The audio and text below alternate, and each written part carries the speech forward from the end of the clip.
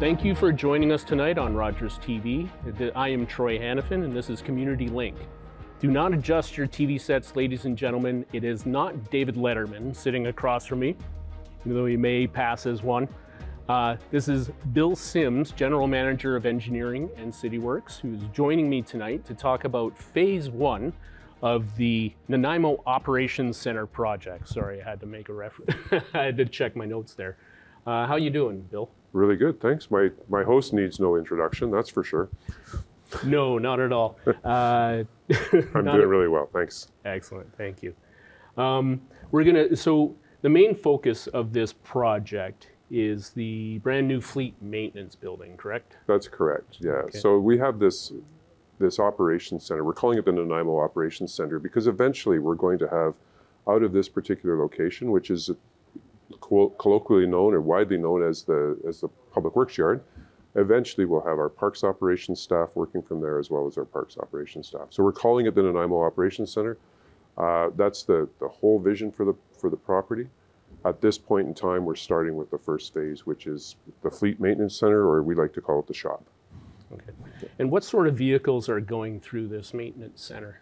Well, absolutely every vehicle that does any sort of service for the city. So everything from lawnmowers, if you can believe it, ride-on lawnmowers, to fire trucks, garbage trucks, pickup trucks, small electric vehicles, and everything in between. Okay, and that would include Zambonis, right? Absolutely, Zambonis. I saw a picture on one of the slides in the presentation on the 22nd that showed that Zambonis are being maintained there. Exactly. Big Zamboni fan. So first easy question is, I don't think anybody would ever want to live in a city that can't maintain their Zambonis. Wouldn't you agree? God forbid we don't have smooth ice in our hockey rinks. That would be a disaster. Well, I mean, the Clippers do bring a good product on the ice, and you Absolutely. want to, you want to maintain that, so it's got to be smooth. But seriously, though, I struggle to maintain my yard, my home. It needs every year. It needs maintenance. Explain what it takes to maintain a whole city. That's a fascinating question, and I've been with the city for a long time now, and I'm always amazed at all of the different facets of work we do. Everything from maintaining the arenas so the Clippers can play, to maintaining the Port Theater so we can be entertained, to the swimming pools, and down to the basic stuff like your roads, your sewers where you flush your toilets, your drinking water, your fire protection system, our fleet of fire trucks that are protecting it, the fleet of fire halls, all of those sorts of things are maintained here and operated out of this public works facility. Okay. Yeah, it's a wide variety of services that provide. And I'd like to put in a plug for the value that the community owns in its own infrastructure. So we call it assets, so the asset value that we have, all of our facilities, all our roads, sewers, if we were to replace all of that today, it'd be worth over $4 billion. Like, it's a massive amount of money. So that's what we're working with, and we use that infrastructure for community service. Like, we're providing service to the community that the community needs, wants, demands, and it's amazing to think $4 billion in infrastructure all sort of being operated out of this particular facility. And when you talk about that type of money, it's hard not to reference Dr. Evil and the $4 billion. Yeah. That's a mighty sum. Yeah. So it's a lot of pressure being put onto this, even just this maintenance facility that you're looking at upgrading as well. Yeah, I think that's right. When was the current building built? So the existing garage, the Fleet Maintenance Center, was built in stages. It was, the first few bays were in the early 60s, about as old as I am. Okay. And then the next series of bays in the mid 70s. And then we added a bay, kind of a welding shop that was early 2000, just around the turn of the century. And that makes it sound even older. But so it's been sort of built in stages, and it's really just your basic cinder block construction. Okay. Yeah. And when did it become apparent to City Council that this building was in disrepair and needed to be upgraded? Well, I would say we strive to keep it in repair, like we fix leaky roofs and make sure that, structurally it's still standing. And, we like to joke that we put a coat of structural paint on it every couple of years. But it's obvious that as the fleet size has grown, as the community has grown, as the demand for services has grown, that this little fleet facility is not keeping up with that. We have more vehicles all the time. Our community is growing at about 2,000 people a year. That's like a small town. So we need vehicles and staff and so on to grow with that. So it's been apparent for a long time that it's not meeting its needs, not being able to serve the community. So I would say in the mid-2000s, we started to really seriously look at it, and we put some money in the 5-year plan at that time. And exigencies being what they are, and council being, having the absolute prerogative over how the community's money is spent, they've decided, they shifted that to other projects. Totally their prerogative. There was other things that they saw as a higher priority. And so it's been on the books for quite a while, since probably 20 years. So in the last, let's say, 5 to 7 years, we've been doing we call them condition assessments. We've been looking at each of the buildings. We've been, carefully considering what the needs are and what condition they are. And it becomes apparent that we're getting to the end or past the end of their useful life. So they're no longer serving the needs of the community. They're too small, they're too cramped, and a whole bunch of other issues with them. So I could see how it'd be easy for somebody from the outside to take a myopic sort of view of this and say that, you're kind of overlooking something that's important to be done. And for all those years, and now we're at inflation rates, at an all-time high, and people struggling to, pay their bills and food costs going up. A lot of the people are asking, why now? Right. Why didn't we catch this earlier? Yeah. And it's an entirely valid question. The part of that, maintaining that $4 billion in assets is prioritizing where things need to be repaired and spent, right? So we tend to spend or direct the spending to the most important. And sometimes that means sacrificing some of the stuff that's less important. And that's part of the answer. And I think the other part of the answer is that it's an easy project to overlook, right? From the public's point of view, it doesn't attract a lot of positive vibes. Hooray, a public works building. You bring it forward, and we've had certainly experience with city buildings in the past where it's like, oh, this is just being cushy to staff, for instance, and in this case, it's certainly not the case. We're driving services from this area. We need to be able to respond appropriately or to continue to service the public. So it's been on our books certainly for 20 years, I think. And the old saying goes, the best time to plant a tree was 20 years ago, but the second best time is today. And we have seen incredible inflation, which really can't minimize that. And the sticker shock of this project is hitting us as well. We're feeling it. Hard to believe it's this expensive, but we've had it validated over and over. All of my experience in a long time in this industry has indicated that it's not likely prices are going to go down anytime soon either. So this is the best time. I would have to agree, yeah. Definitely. Prices are only going to keep going up, and so if we kick this can down the road a little further, we'll be looking at maybe double the price tag. Who knows? That's right. Okay. I think so the city decided to go with the alternative approval process, okay? And that has got a lot of people sort of fired up, or that's, the feeling I'm getting, and that's the feedback I'm getting from it. Can you explain a bit of why the city chose the AAP over a referendum? I can, yeah. So AAP, it sounds like it's unfortunate. I like to use the term that they used to use back in the good old days, which was counter-petition. So, this is provincial legislation that requires municipalities, the city of Nanaimo, anytime you want to borrow to do long-term, if you want to do long-term borrowing to fund a certain project, you have to get, they call it the assent of the electors. So you need that approval. So one way is a referendum. The other way is this alternative approval, a counter-petition. So what the bylaw does is it says the bylaw to borrow $48.5 million for the project says, this is an important project. we're proceeding to borrow the money per the legislation, unless the community rallies and says, 10% of the community says, no, we disagree, and petitions council. So it's really a petitioning process. So the AAP, or petition counter-petition process, is used when these are must-do projects. You know, we don't really have a choice in doing this particular project. That's kind of some of the thinking that goes into council's decision. The other piece is that the cost and the level of effort that goes into communicating or running an alternative approval. It's less than $20,000. It's some staff time and some communication efforts. A referendum is as expensive as running an election. It's almost $300,000. And oftentimes when it's a must-do project like a public works facility, it's hard to get the people out to vote in favor of something like that. So that's part of the thinking that goes into that decision. This is a must-do, and that's allowed for in the legislation, and that's part of the provincial guidelines around which of these two options to choose.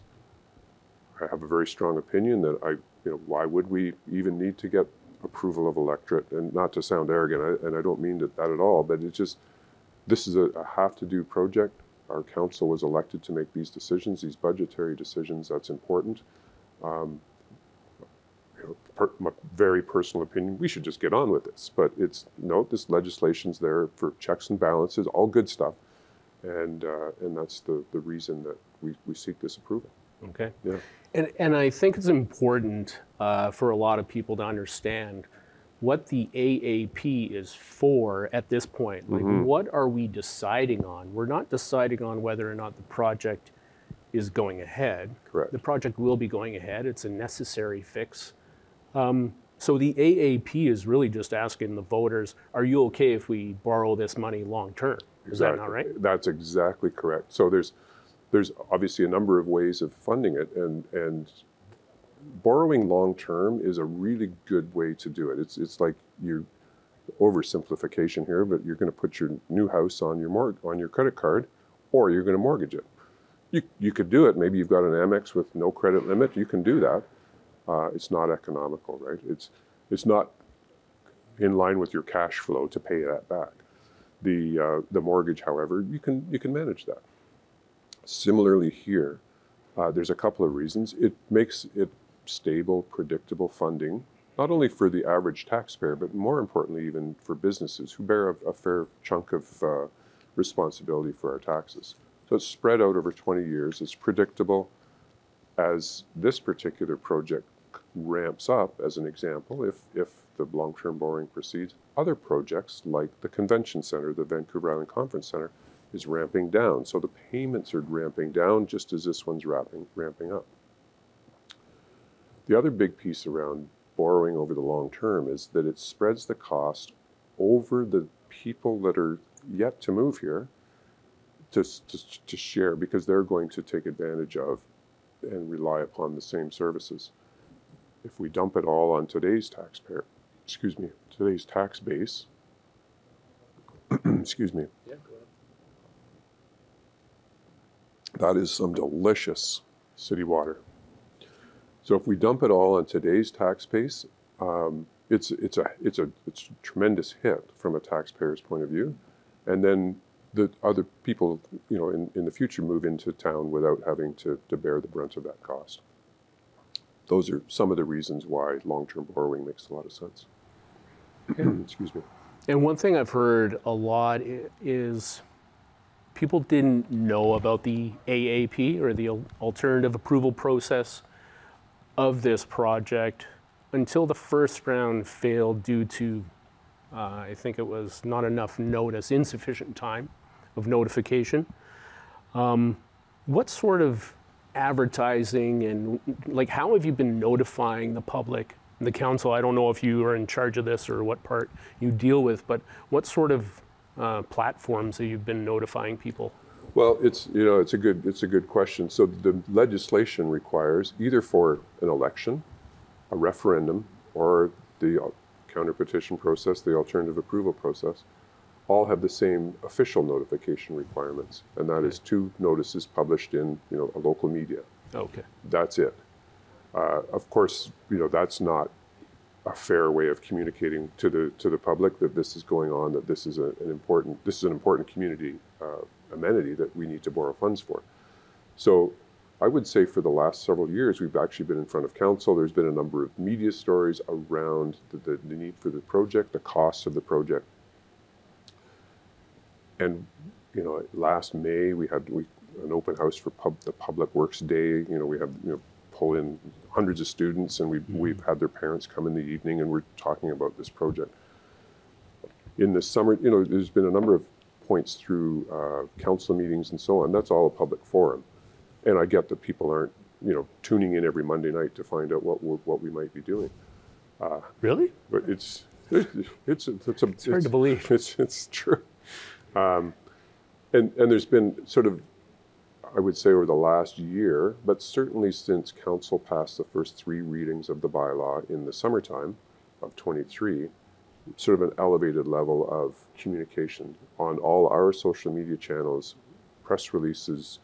The local media has picked it up wonderfully, and our city website, radio stories every once in a while, and now Rogers TV, and now Rogers TV with your host Troy, and open houses and so on and so forth, and we've pushed it out as best we can.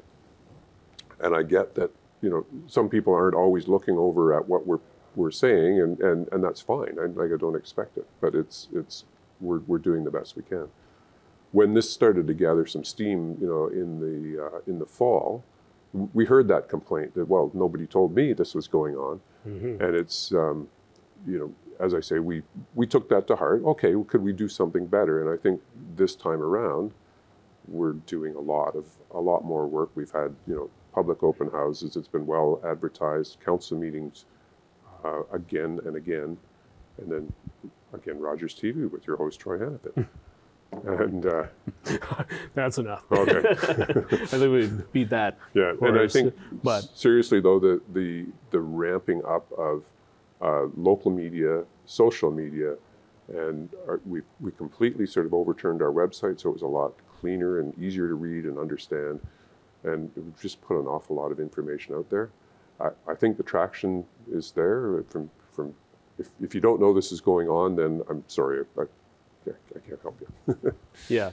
One of the things I did notice, and only because I've been looking at this story and preparing for this interview, is that all I can tell people is if they want to know what's happening, just get onto the Nanaimo.ca website.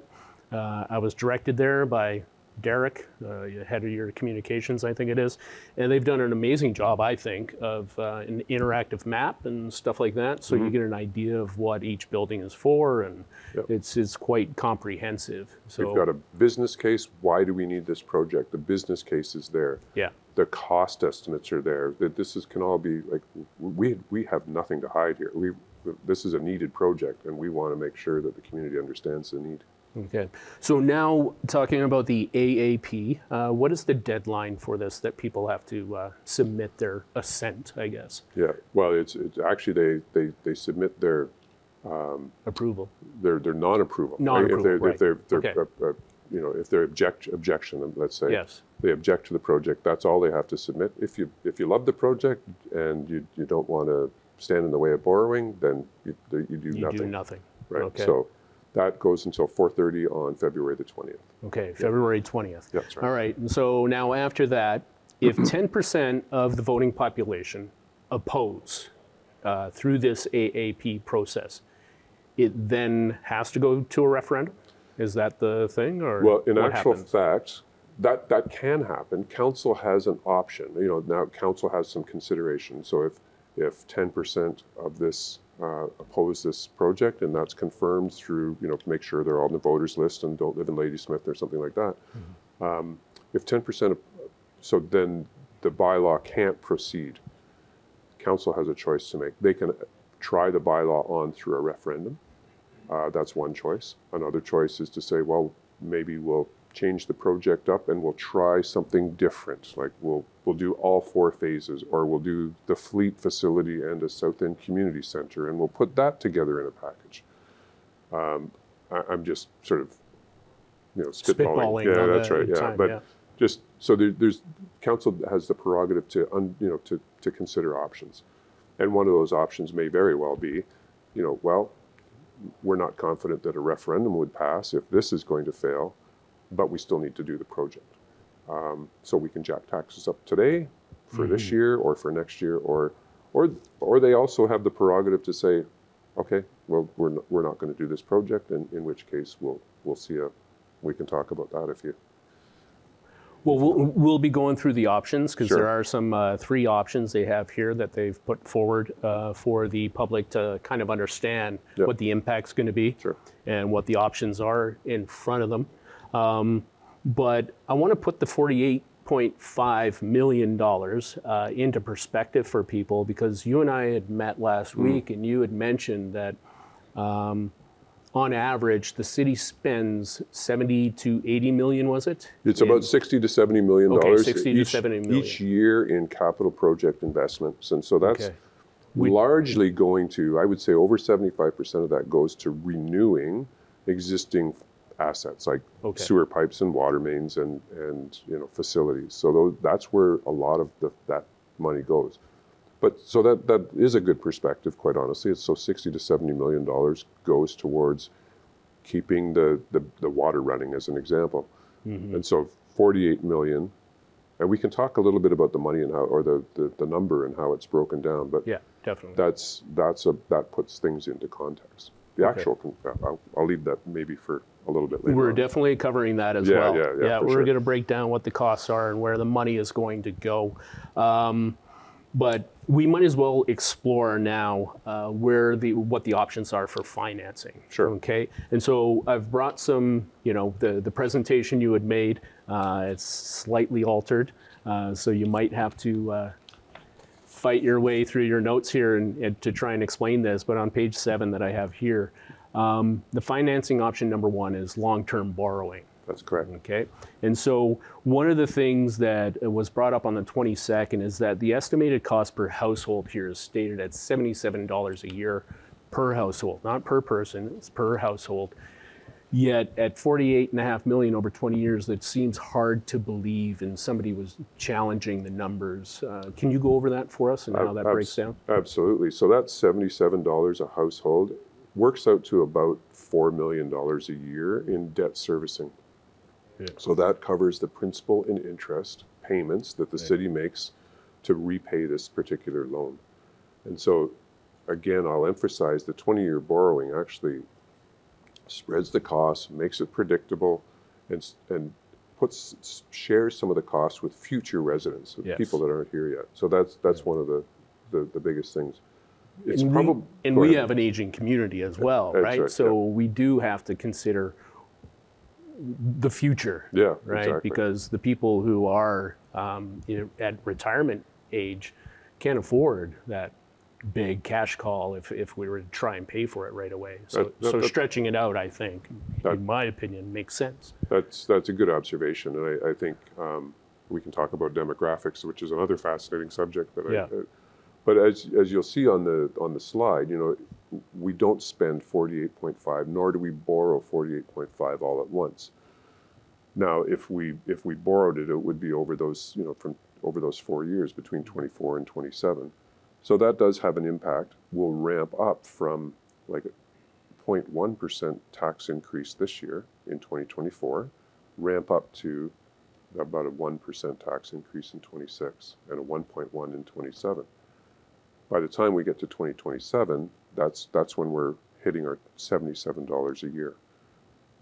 And I'll just put a little asterisk and say, also at the time we hit 2027, we've got another number, and I don't know what the number is, so I don't want to put anything out there, going off our debt servicing for the conference center. So that's $77 a year. Yes, that's dedicated to this project, but it'll be the total debt servicing cost of the city will be less than an increase, if that makes sense. It does. And I think one of the issues here is that people looking at the breakdown, what they're seeing is an 8% increase in taxes. And it's probably where they're going, I can't afford that, right? If you were to do that. Right. But that's where the predicted percentage is, and the increase is only going to be 0.1%. The increase due to the project will be 0.1%. Due to the project, exactly.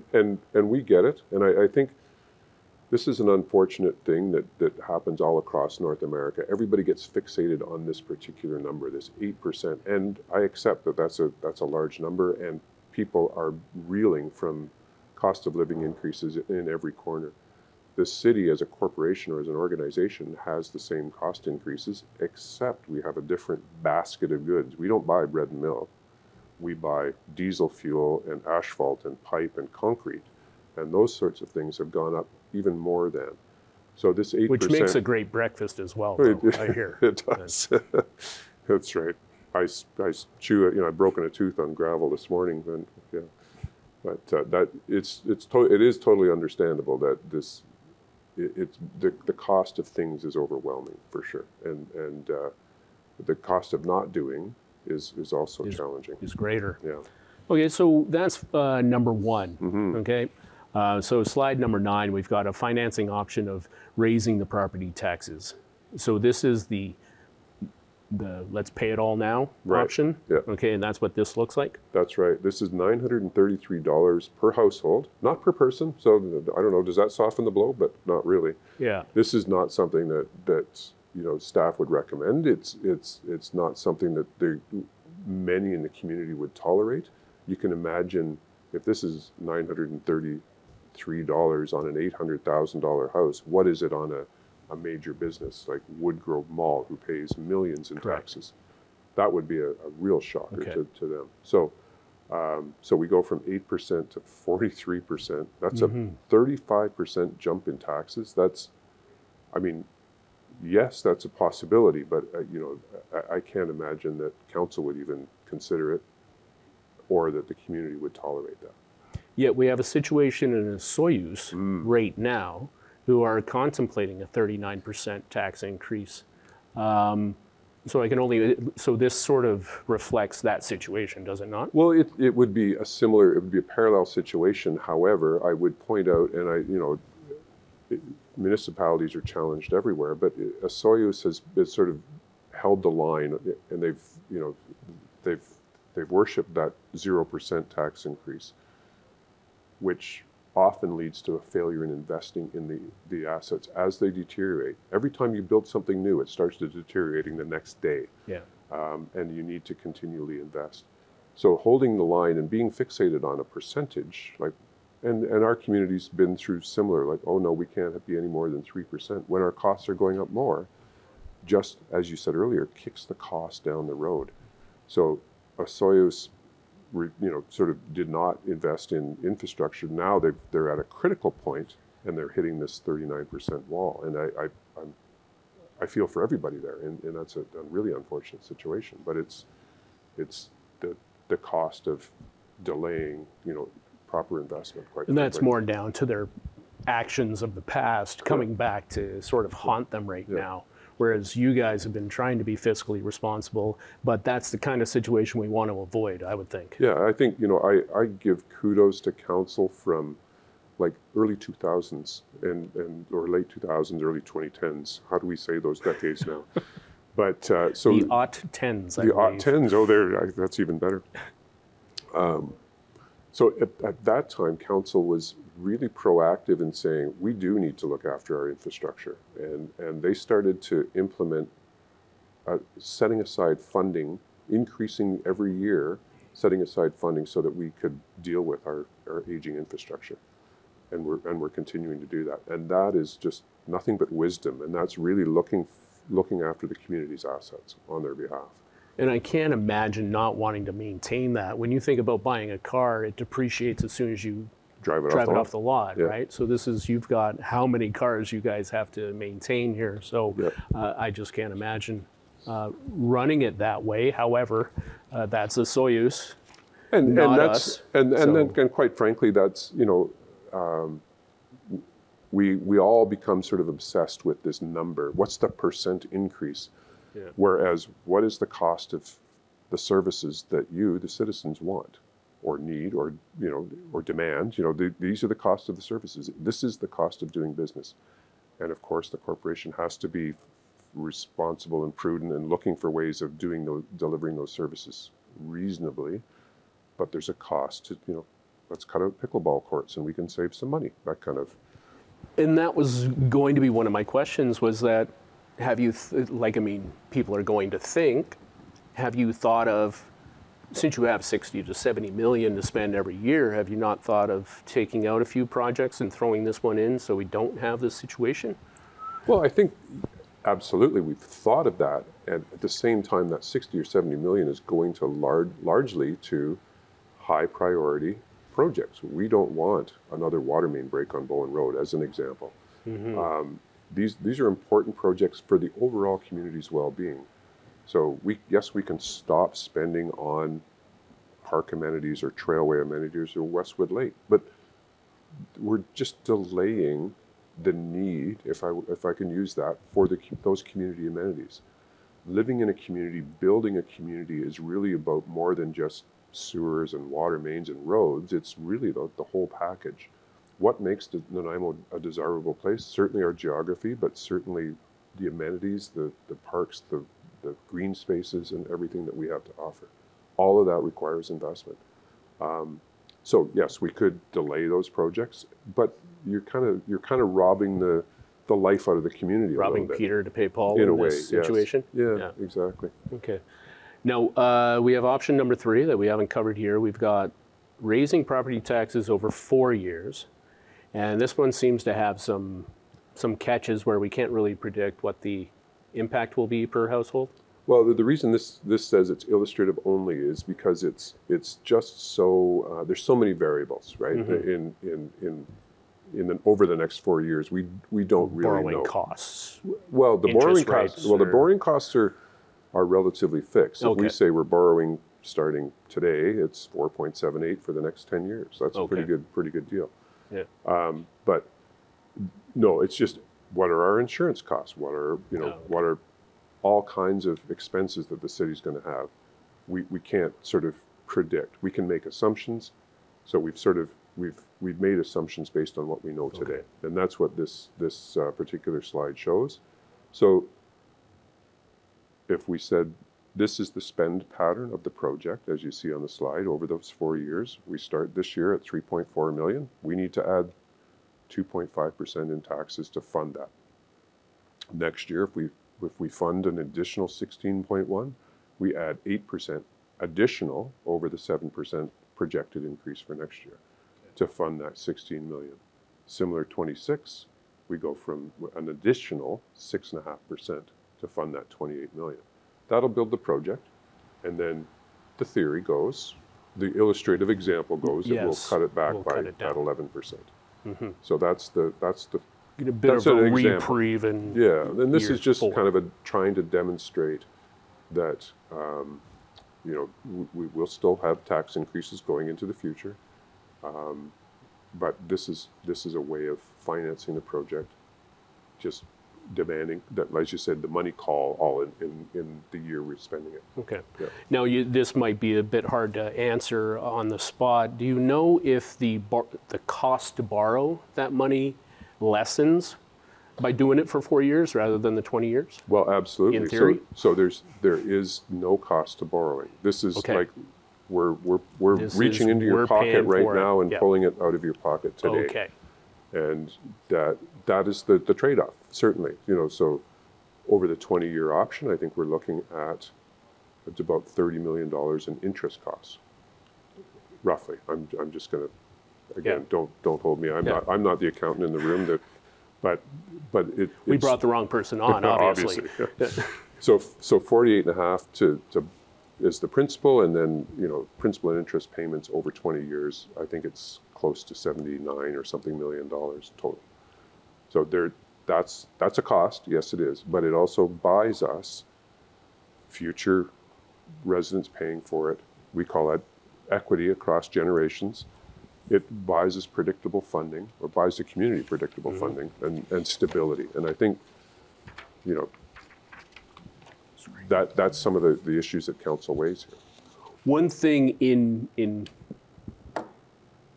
the setting up this project or the going through the process of this project, you had mentioned fit for purpose, a no frills approach to the design, I guess. That's right. Of the amenities.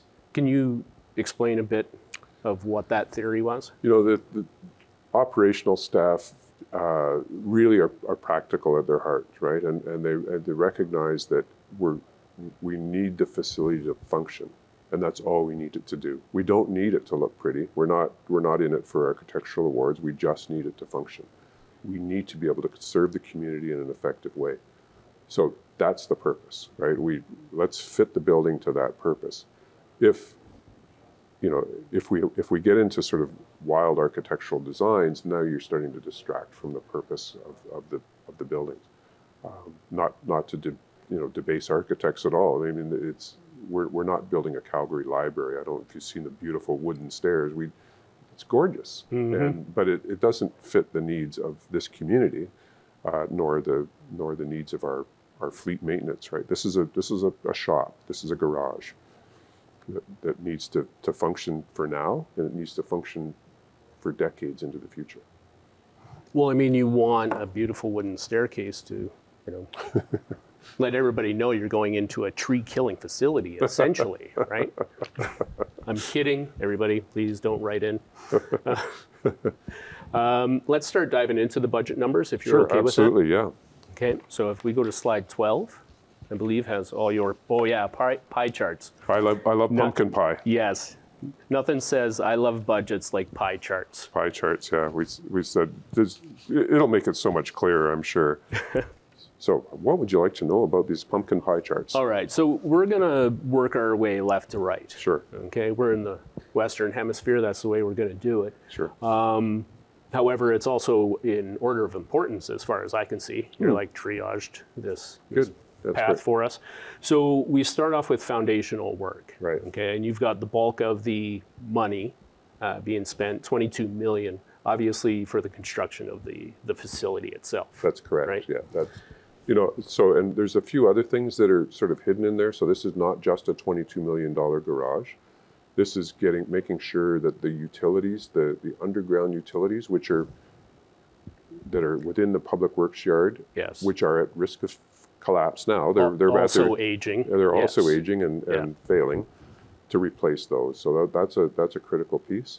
The truck wash that we use, it's a pit that for example, we might spray the garbage trucks out every single night to get the stinky stuff and we call it the sushi. Yes. Get it out so that rats aren't attracted. Sushi lovers all over Nanaimo are going to love you for that. Well, I'm a sushi lover, but you are? It's just I love sushi.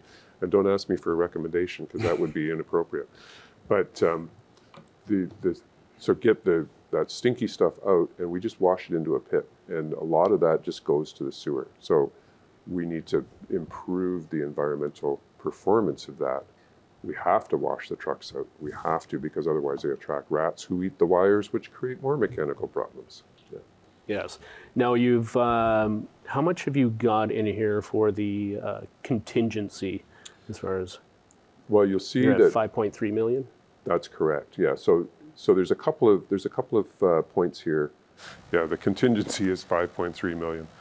And that's for unforeseens, things that we don't know about the project yet, Okay. things that we may add, or just it's an allowance. It doesn't mean we're going to spend it, but it also means we might. Yes. And what is that percentage on this? I think it's around 16%-ish or well, I think 12?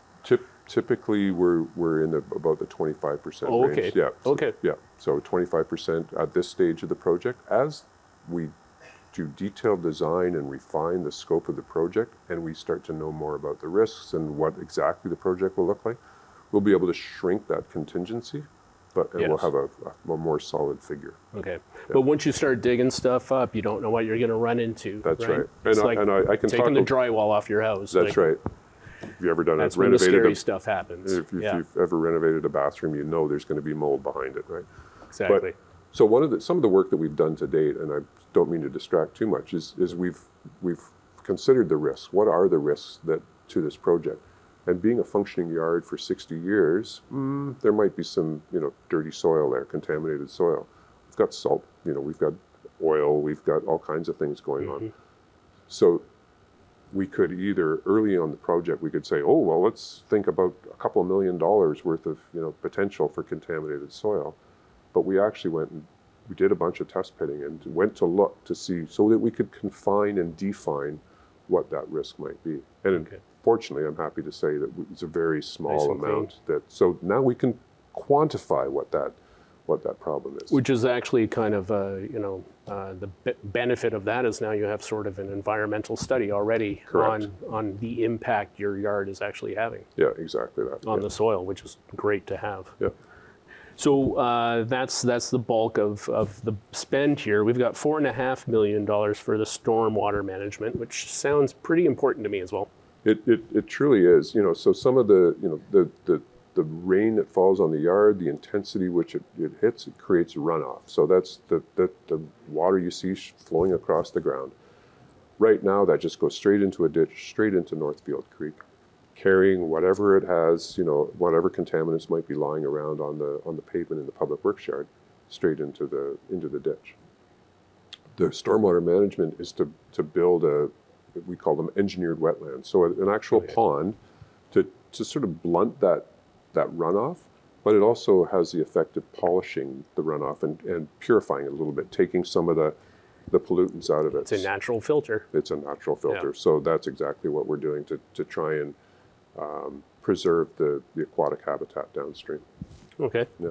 And that sounds, it's a very small percentage of the spend as well. It's a relatively, it's an important component, and the intent would be it goes in a location where there was an existing pond on the corner of Dorman and Labia Road, right in the corner of Bevan Park. All right. So you don't have to worry about, and this is stormwater, so it's Correct. like we don't have to worry about the environmental impact here. It actually is cleaning it's cleaning the environmental. Okay. Now we have the fire training tower fuel conversion, right? Which brought some. It made a couple of people a little upset on the meeting on the 22nd, going from they burn wood pellets at this point, but you're going to go to natural gas and a smoke machine, right? Where the city council just passed a bylaw or agreed to change the bylaws to make it illegal to put natural gas as a main heating source in a house, like in new builds. So does it seem a little contradictory? Well, I think that the argument against is a bit of a red herring, quite frankly. So what council just did was accelerated the provincial legislation, the adoption of what they call the zero carbon step code, which says no natural gas as the primary heat source. You can still have natural gas for cooking. You can still have natural gas as a secondary heat source. You can still have natural gas for hot water. It's just as your primary heat source. So this is, Okay. So I don't. No, that's great, and that's why I'm asking. Yeah, no, I'm glad you did. But the reality of this particular item is the safety of our firefighters and the safety of our mechanics that'll be working right adjacent to this. So contaminant, what's the word I'm looking for, in smoke, like this, the solid particles in particulate in wood smoke. The soot. Thank you. Soot. Carcinogens as well, you have to worry about. That's the whole point. Yeah. Because carcinogens, firefighters are exposed enough to carcinogens. We don't need to expose them while they're in training. While they're training, yeah. So this particular item will actually improve the safety for our firefighters, and it will improve the working conditions for our mechanics, because we just can't have that smoke while they're trying to work on servicing fire trucks, as an example. Okay. Thank you for answering that, because I thought that was kind of strange, but it makes perfect sense now. Yeah, and the zero carbon step code applies to new build residential only. It does not apply to businesses, restaurants, and so on and so forth. So it wasn't even on the agenda, but you just answered a whole other series of questions I have for the future on what that bylaw was. So thank you very much. I appreciate that. That's good. Yeah. And then we have the Bevan Park Trail, which again surprised me, because in your no-frills approach, some people seem to think this is a bit of a contradictory to that, again, because it seems like a healthy city improvement sort of thing that they feel is a waste of money. Can you explain why this is on the project? Because I know there is a reason why that is, and what the option is for City Council for that. Well, that's absolutely, no, I think it's a good, it's understandable. One could argue that the Bevan Park Trail is a nice to have, so we should take it out and so on and so forth. Whenever construction occurs, whenever a development occurs within the city bylaw requires frontage works and services. That's just a term that's in the bylaw. So that's works and services along the frontage of the project. So this would be the entire frontage of the public works yard would require rebuilding the road halfway, putting a sidewalk, curb and gutter, maybe some new street lights, that sort of thing. All good things, and that's partly how municipalities can sort of expand some of their pedestrian network. There's a need to meet the requirements of the bylaw. We thought it was a better value to the overall community instead of building this entirely long front of sidewalk that wouldn't really get an awful lot of use, to put it on the Bevan Park side and create a trail. So a multi-use trailway that has been high on the demand of Bevan Park users. This is one of the highest points that they want to see in this park, a complete loop. It will still fulfill the needs of meeting this works and services requirement. It provides a pedestrian access along Labia Road, and it completes a loop in Bevan Park. So it provides a really good community amenity while meeting the needs to comply with the bylaw. Having said all of that, I really want to emphasize that this project is to borrow up to 48.5. If we can figure out a way of building a smaller, less robust, whatever, if we can cut costs out of this $22 million foundational work, absolutely we'll do it. If we can cut the cost out of any of this, we'll do it. And then we don't have to borrow as much. And then everything shrinks. I'll talk a little bit more about that in a sec. But Council has the prerogative at any time to say, we'd like to waive the works and services requirements for this particular project because the community doesn't see value in building this relatively small amount of $2.7 million. So they can waive that. It would come out of the project if as it were. We wouldn't need to borrow that funding. However, what I think one of the beautiful things about living in Nanaimo is all the paths. You have so many options. That's right. And having more options for every community is I think a good thing. Yeah. The more healthy, the more people get outside, the less cost it takes to care for them in their older years. That's part of the whole circular thing. But the other thing that's been suggested and we've talked about is if there's alternate ways of funding these. Let's suppose there's a grant program for trailways and we've already got it in line to apply for, and we get all of the grant funding towards this particular project, this component of the project. Of course we're going to use the grant funding towards that project. Of course that's going to offset the $48.5 million in borrowing. Again, it comes down. Which is what you did for the Metro corridor. Correct. Right? Yeah, that's actually a good, and that seems to have touched a lot of nerves. And if you look at the facts of that was largely driven by underground utility upgrades, sewer, water, and storm. That was very important. We took advantage of the opportunity of ripping up the road to replace the pipes underneath it to do some surface works. So about a $13.5 million project, and 2.6 of that was for bike lanes, which seems to be the hot button. Yes. $2.6 million, less $1 million in grant funding. So out of that $13.5 million project, 1.7 goes to completing a bike trail from downtown all the way to Woodgrove, where you can see, safe. I don't want to get distracted on that because that's such a brilliant project. We've seen it's sparked private development. We've got walking and riding kids to school to Pleasant Valley, whereas before it was all snarled up with traffic because parents were dropping them off. Now they're riding their bikes. Sorry, I don't mean to go sideways. No. One of the things about this 48.5 million is that we want to do this once. So if we take an average cost and we just, we shrink back on the contingency, or we shrink back on what we expect as inflation to make the number smaller. Now at this point, we're shortchanging ourselves. Then we, oops, it's only 38 million, whatever the number might be. If we go beyond that, we need more. We have to go back to borrowing. So we want to do this once. It's not, we're sort of borrowing at the top end of we're budgeting, I should say, at the top end of what we think it'll cost. Again, I want to emphasize, we don't need to borrow the money to fund the entire project. If it comes in less, we're not borrowing that much. So we'll borrow the true cost. Okay. And when you're talking about on the main part of the project, one of the areas you're not going to want to cut back on, and it is a small percentage of it, but fairly important, is the, what is it called, post-disaster? Correct. Well, that's a really good question, because I think we've heard that, oh, well, you're gilding this lily kind of thing with a post-disaster, designation. And what post-disaster means is that it'll be safe for occupancy and for use after an earthquake, after a certain, seismic event. If we're building anything, we have to build it to code. So the building code requires some seismic resilience. The premium is about 1.5% to make it post-disaster, so not very much.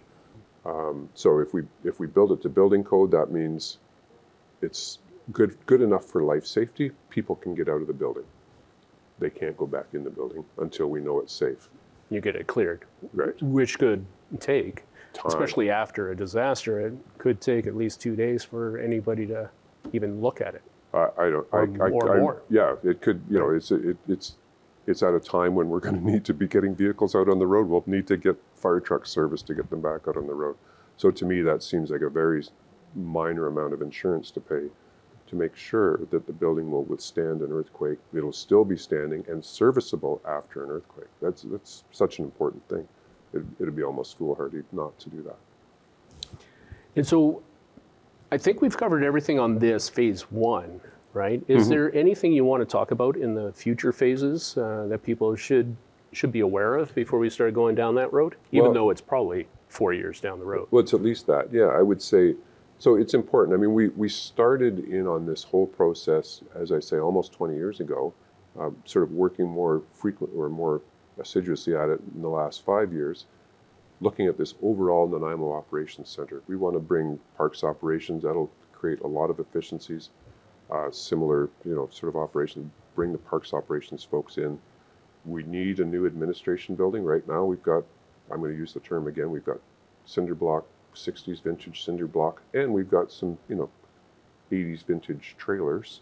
It's sort of wedged in there as well. The trailers that are supposed to last. Postmodern decay. Postmodern urban decay. Yeah, yes, that's exactly what it is. But these things are, not in great shape, but they're past their useful life. A new admin building to house about 175 staff is, it's going to be required at some point in the near future, not in the distant future. So there's a number of other phases, and we started this sort of master plan, and that's all on the website as well, this master plan of, about $160 million. Big bite. Ouch, that's a big sticker shock. It's in line with what we're seeing in other municipalities, but to make it sort of chunkable, bite-sizable, we said, let's phase it. The other component of this is we need to continue to operate while this is being built. Which is hard. It's a hard, because this is a 24/7 operation, and it can be really intense at times. So let's do things, in a wise way. Move here, just kind of a bit like playing Jenga. Mm-hmm.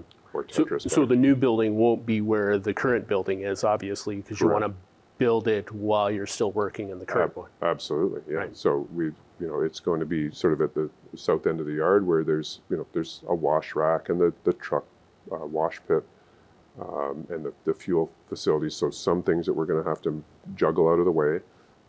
to create the space for this the fleet center. And then when that's finished, we can move the tools, the lifts, the hoists, all of the equipment that we have in the existing garage. We can move it down there, and and then we've got an empty garage we can use for storage, and we can just start to move things around. Yeah. Now, the facility or the building you're talking about, where that's going to house the employees, the admin staff, that has to be post-disaster as well, does it not? It does, simply because it's a similar thing. You know, the Public Works, I like to call them the fourth emergency responder. Everybody knows there's an ambulance, a fire, police, but Public Works is our fourth emergency responder. We're going to be responding, you're going to want us to be responding in event of any kind of emergency. As simple as a windstorm that we had 5 years ago where trees were all over the road.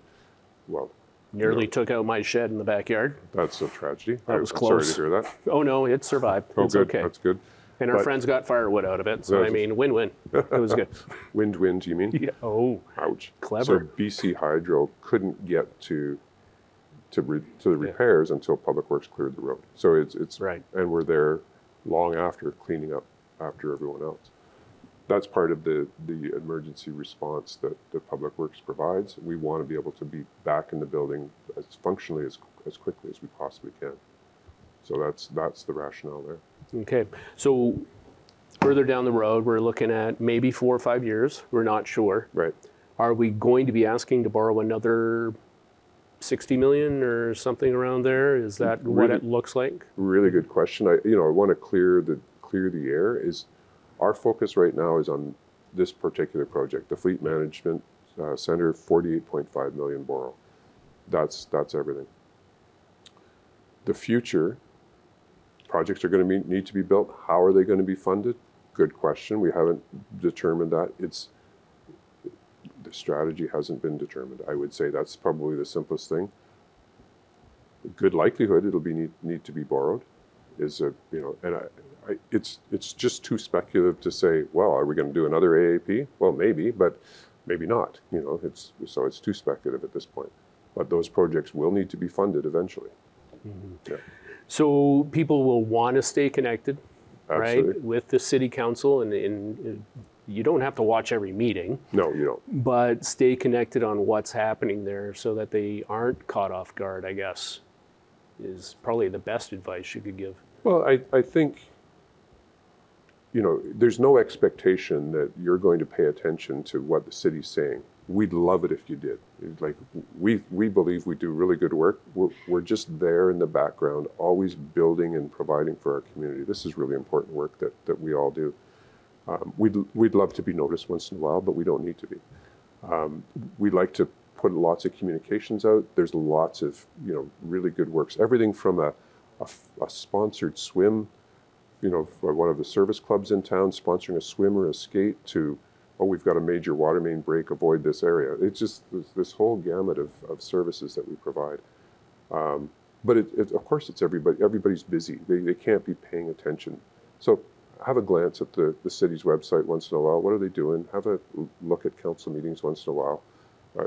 Not insulting council at all when I say they're kind of boring, because this council is so respectful and so efficient in their function that it's just really a smooth.